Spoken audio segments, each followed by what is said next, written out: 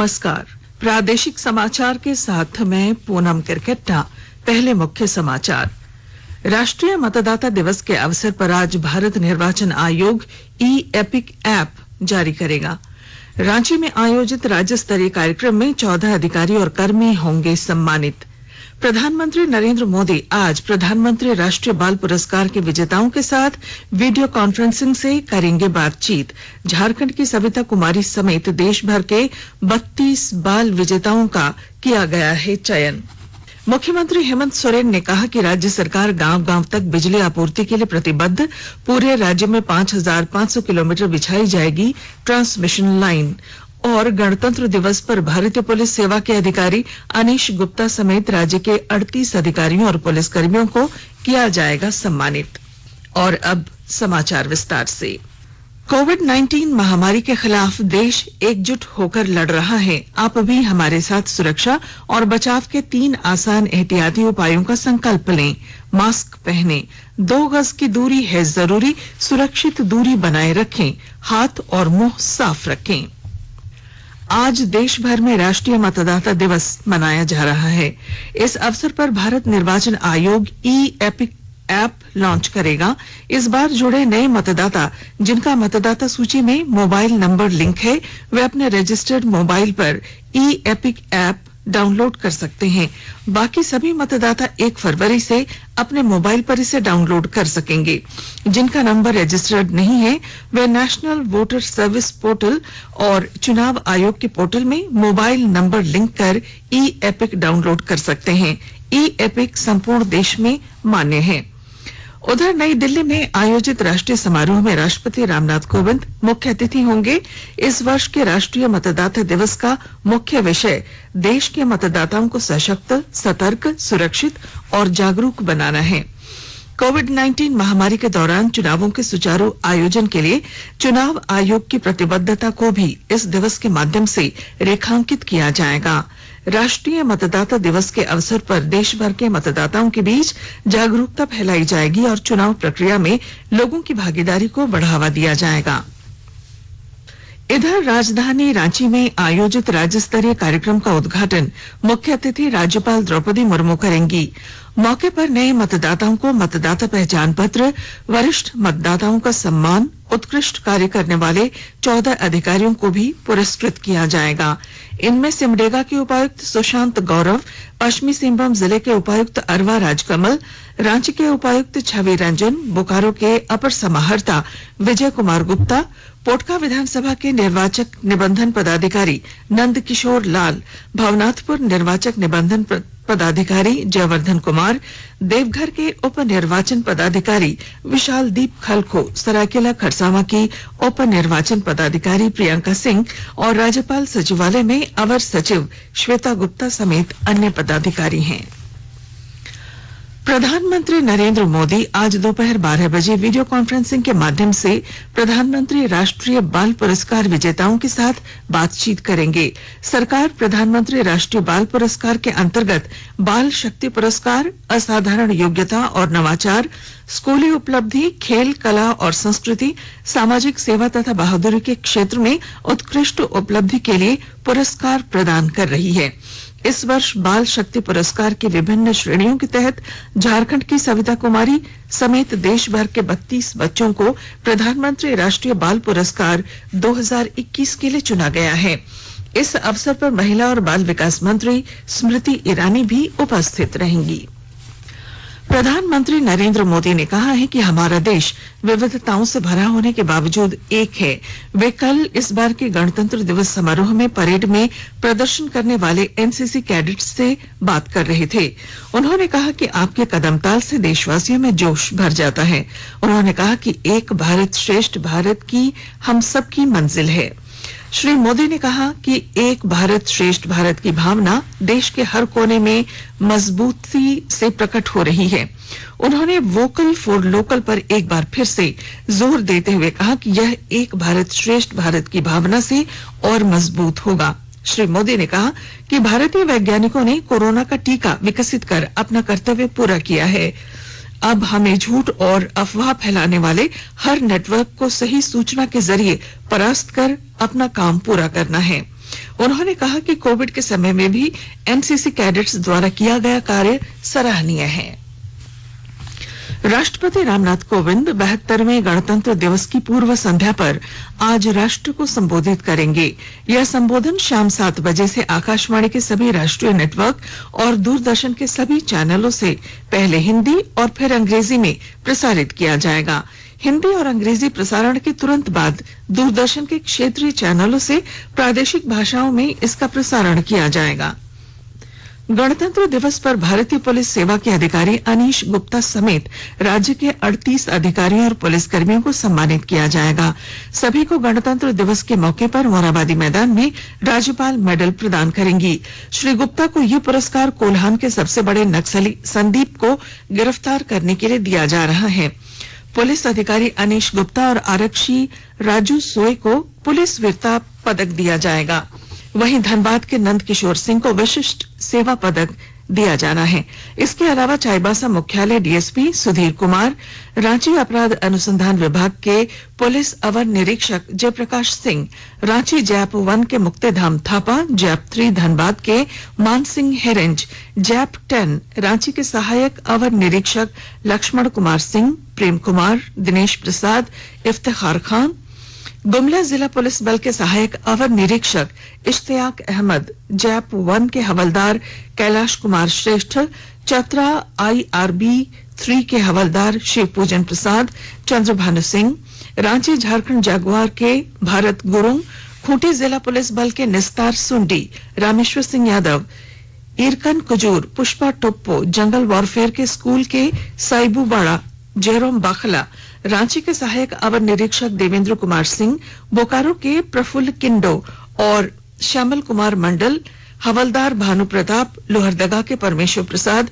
गुमला के रणवीर कुमार सिंह, लोहरदगा के अरुण कुमार भगत, सीआईडी के शंकरनाथ, रतन लाल, रांची के चितरंजन प्रसाद सिन्हा, कोडरमा के विजय कुमार रंजन, गोड्डा जिला बल के जमाल अहमद, पलामू जिला बल के निरंजन भगत, अमजद खान और चतरा जिला बल के सुनील कुमार को सराहनीय सेवा पदक से सम्मानित किया जाएगा।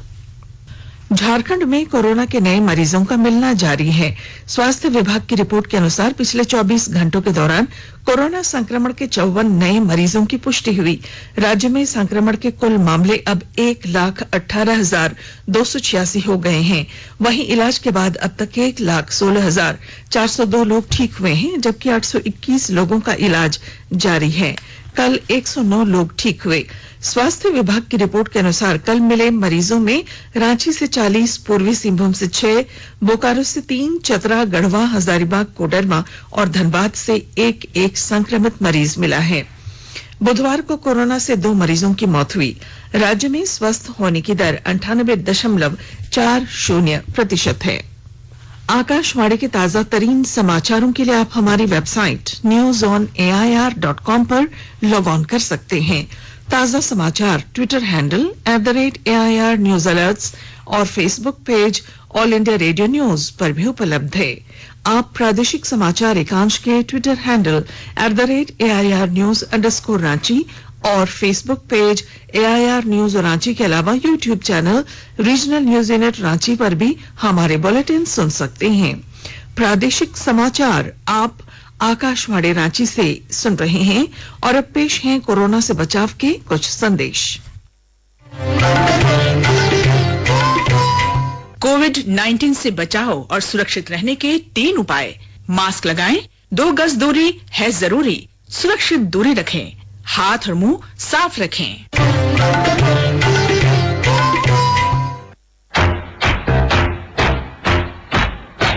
चलो मिलकर शुरुआत करें, चलो एक फैसला आज करें, मास्क नहीं तो टोकेंगे, कोरोना को रोकेंगे, चलो एक वादा करते हैं, चलो कुछ वादा करते हैं, मास्क नहीं तो टोकेंगे, कोरोना को रोकेंगे। भारत सरकार द्वारा जनहित में जारी। प्रादेशिक समाचार में आपका फिर स्वागत है।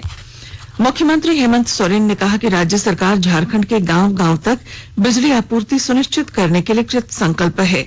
श्री सोरेन कल बरहेट में विद्युत ग्रिड सब स्टेशन और पाकुड़ में विद्युत संचरण लाइन के शिलान्यास समारोह में बोल रहे थे। उन्होंने कहा कि साहिबगंज का बरहेट प्रखंड पिछड़े इलाके में आता है तथा कई मूलभूत सुविधाएं इस क्षेत्र तक नहीं पहुंच सकी हैं।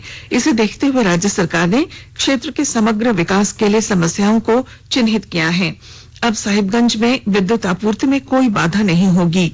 उन्होंने कहा कि बरहेट को अनुमंडल बनाने की दिशा में भी कार्य किए जा रहे हैं।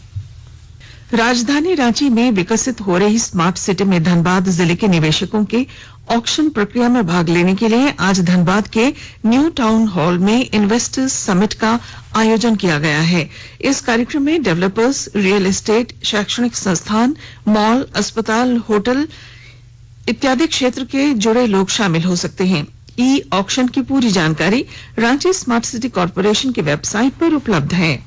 एचएससी क्षेत्र में 656 एकड़ जमीन पर विश्व स्तरीय आधारभूत संरचना के साथ शहर के निर्माण का कार्य तेज गति से चल रहा है। इसलिए स्मार्ट सिटी कॉर्पोरेशन की ओर से आवासीय, व्यावसायिक, शैक्षणिक, स्वास्थ्य, हॉस्पिटैलिटी, होटल इत्यादि क्षेत्रों के लिए कुल 52 बड़े प्लॉट्स के ऑक्शन की प्रक्रिया शुरू कर दी गई है। रामगढ़ जिले में विभिन्न कोल परियोजनाओं में भूमि अधिग्रहण और मुआवजा संबंधी शिकायतों के निष्पादन के लिए कोयला मंत्रालय की ओर से गठित ग्रीवांस रिड्रेसल मैकेनिज्म सेल की बैठक हुई। विस्तृत ब्यौरा दे रहे हैं हमारे रामगढ़ संवाददाता। जिले में संचालित विभिन्न कोल परियोजनाओं में भूमि अधिग्रहण एवं मुआवजे से संबंधित प्राप्त शिकायतों का निष्पादन करना है। गिरवांस रिट्रेडल मैकेनिज्म सेल में विधायक रामगढ़, मांडू एवं बड़कागांव, सांसद, हजारीबाग लोकसभा, अनुमंडल पदाधिकारी एवं भू अर्जन पदाधिकारी को सदस्य सचिव बनाया गया है। जिले में कार्यरत सीसीएल के सभी परियोजनाओं में कुज्जू, चरही, बड़का सयाल, अरगड्डा, रजरप्पा, कोतरे, बसंतपुर एवं पंचमों के महाप्रबंधकों को संयोजक एवं प्रखंड पंचायत समिति के अध्यक्ष को सदस्य के रूप में शामिल किया गया है। इस विषय में उपायुक्त ने बताया कि सभी संबंधित कोल क्षेत्र के महाप्रबंधक यथोचित बैठक आहूत करते हुए सभी संबंधित मुद्दों को कमेटी के समक्ष प्रस्तुत करते हुए उसका निष्पादन करना सुनिश्चित करेंगे। कौशल किशोर तिवारी, आकाशवाणी समाचार, रामगढ़। विधायक सरयू राय ने मुख्यमंत्री हेमंत सोरेन से राज्य में कोचिंग संस्थान तथा सिनेमा घरों को खोलने की अनुमति देने का अनुरोध किया है। उन्होंने कहा कि बाजार, विद्यालय और महाविद्यालय खुल गए हैं और अब कोचिंग संस्थान तथा सिनेमा घरों को भी खोल देना चाहिए। श्री राय ने कहा कि कोचिंग संस्थानों और सिनेमा घरों से राज्य में हजारों लोगों को रोजगार मिलता है।